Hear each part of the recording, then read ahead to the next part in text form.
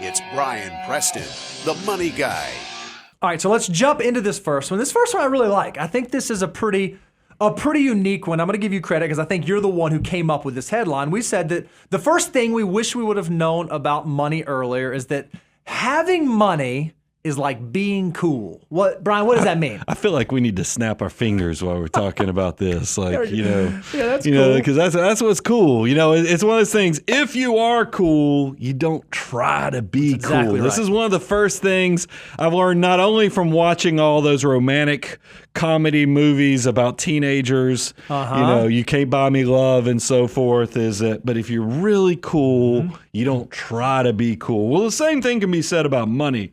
If you have money, you don't have to try to look like you have money. And we actually have, look, in the past when we've covered this, we've showed really odd looking people. You think about Zuck and his pullover, his hoodie. You think about Bill Gates and how he looks all disheveled and stuff. We decided let's actually marry cool and wealthy together with this take. Yeah, check out this clip right here.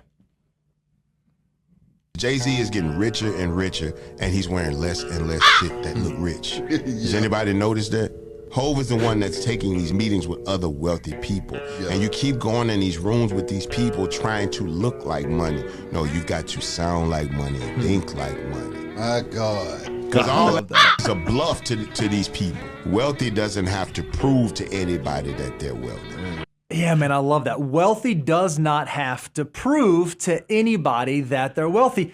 I feel like we live in a society, in a world, and culture where it's all about what can I put on my reel? What can I show on TikTok? What can I put on Facebook to show how successful I've been? But when you actually talk to wealthy people who've had success and been able to do that, it's a lot less about showing that they're wealthy, and it's a lot more about actually having wealth to back it up. Yeah, I even, we won't go into it, but even Chappelle in his most recent Saturday Night Live gave the whole, somebody had said something to him. It's a controversial person. We won't talk about that now, but he's like, oh, put my gold chain inside my shirt for a second. So it is interesting, though, that it seems like the richer people get, the less they care. You are constantly lobbying, Bo, and I'm going to put this as a correlation to your success, that we ought to go not just jeans every day, but you think we ought to be wearing the athleisure. Full-on athleisure, just to play joggers, out this point. Yep, I don't know if I can buy into that, but I do know this, is that when you read the book, Dr. Stanley had the book that came out after Millionaire Next Door, was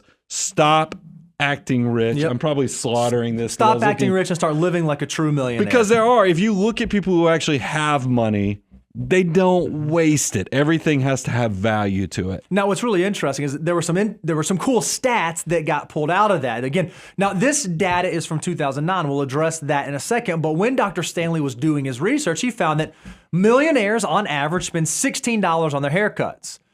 4 in 10 own a bottle of wine that's less than $10, and they, on average, spend about $31,000 on cars. But Brian, this is obviously data from 2009. Things have changed. Things have shifted. So we wanted to adjust that a little bit. Yeah, so we updated it to 2022, inflation adjusted. And you still, look, millionaires spend about $22 on haircuts. We actually went around the room. I think I spent $25 on haircuts just with this whole inflation. It's not like I'm trying to load it up with the $100 haircuts. 4 in 10 own a bottle under $14. I was watching Shark Tank. I heard Kevin O'Leary, who, the Mr. Wonderful, who's the big wine connoisseur. He said 90% of wines consumed are less than $15 a bottle that you're buying probably at Costco or places like that.